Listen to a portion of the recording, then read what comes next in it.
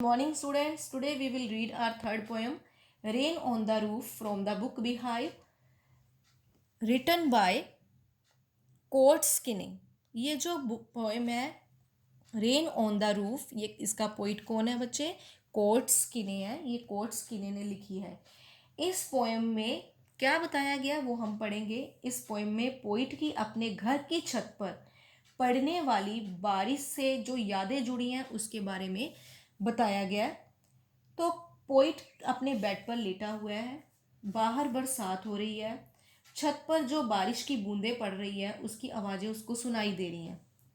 Bed पर वो आराम से लेटा अपनी मदर को याद कर रहा है। उसे याद आता है कि वे कितने प्यार से अपने बच्चों को देखा करती थी। वह सुबह होने तक उन्हें उनके बिस्तर में ड्रीम लेते हुए छोड़ जाती थी। जब पोइट बरसात की म्यूजिकल आवाज़ को सुन रहा होता है तो उसके मन में हजारों यादें आती हैं। इन यादों में वह अपनी मदर की प्यार भरी इमेज को देखता है। इसमें जो बारिश की बूंदों को किससे कंपेयर किया गया है? टीयर से। तो इसमें 3 स्टैंजर्स दिए गए हैं, 1 by 1 हम एक्सप्लेन करेंगे। When the humid shadows hover over all the starry spheres, इसमें humid का मतलब होता है घने बादल, वैसे तो नमी होता है। Shadows hover over all the starry spheres, starry spheres का मतलब होता है आकाश जो है वो तारों से भरा हुआ है। शेडोज का मतलब होता है साया, होवर का मतलब होता है मंडराना, ठीक है, यानी कि हवा में घूमना। When the humid shadow hover over all starry spheres, जब गीले साए मंडराते हैं। When the humid shadow hover, गीले साए मंडराते हैं over all the starry spheres, तारों भरे आकाश में। And the melancholy darkness gently weep in rainy tears, जो मेलनकली मतलब होता है जो उदासी भरा अंधेरा, उदासी भरा जो अंधेरा है। जेंटली वीप, धीरे धीरे रोने लग जाता है। इन रेनी टीयर्स, बनकर बरसात के आंसू। इसमें देखो बच्चे, स्टारी स्फीयर्स में क्या है? स्टारी स्फीयर्स में अलिट्रेशन का यूज़ हुआ है। अलिट्रेशन मतलब होता है रेपिटेशन ऑफ वर्ड्स, कि इसमें जब लाइन में फर्स्ट वर्ड की बार बार रिपीट हो रहा है, एस 2 बार आ गया तो इसमें अलिट्रेशन का यूज़ है। मेलनकली डार्कनेस में पर्सोनिफिकेशन फिगर ऑफ स्पीच का यूज़ हुआ है, यानी कि जो पर्सोनिफिकेशन का मतलब होता है वो ह्यूमन क्वालिटी जो हम नॉन लिविंग थिंग को देते हैं, ठीक है। तो इसमें मेलनकली उदास कौन होता है? Human being. ये क्वालिटी जो है किसको दी गई है? डार्कनेस को, अंधेरे को दी गई है, ठीक है। तो आपको क्लियर हो गया पर्सोनिफिकेशन और अलिट्रेशन। अच्छा, एक वीडियो में अलग से बनाऊंगी फिगर ऑफ स्पीच के बारे में। What a place to press the pillow of a cottage chamber bed, कितना आराम मिलता है जब हमारे हाथ में एक पिल्लो होता है।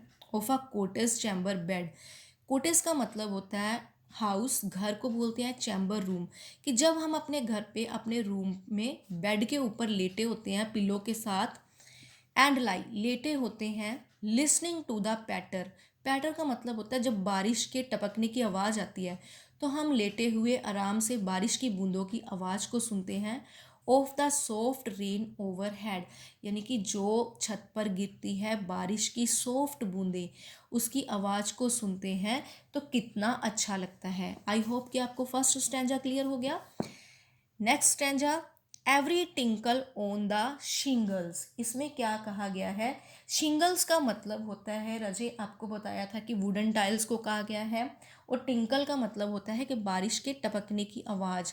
जब बारिश के टपकने की आवाज़ छत पर पड़ती है, has an echo in the heart, तो उसकी गूंज क्या है? दिल में सुनाई देती है।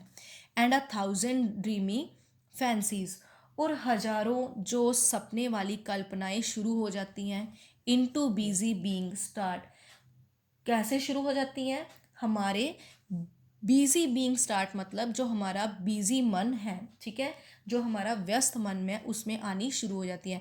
इसमें देखो बिजी बीइंग, बिजी बीइंग में किसका यूज हुआ है? अलिट्रेशन का, वर्ड की रेपिटेशन हो गई। एंड अ थाउजेंड रिकलेक्शन, और हजारों यादें आनी शुरू हो जाती हैं।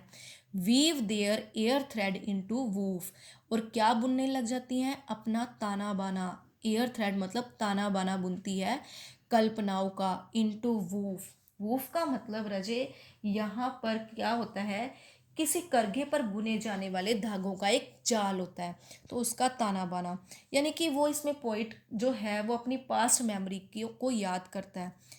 As I listen to the patter of the rain upon the roof, कहते हैं कि जब वो बरसात के टपकने की आवाज़ अपनी छत पर सुनता है तो फिर वो अपनी कल्पनाओं में चला जाता है, तो अपनी पुरानी यादों को याद करता है जैसे ही वो बरसात की आवाज़ सुनता है।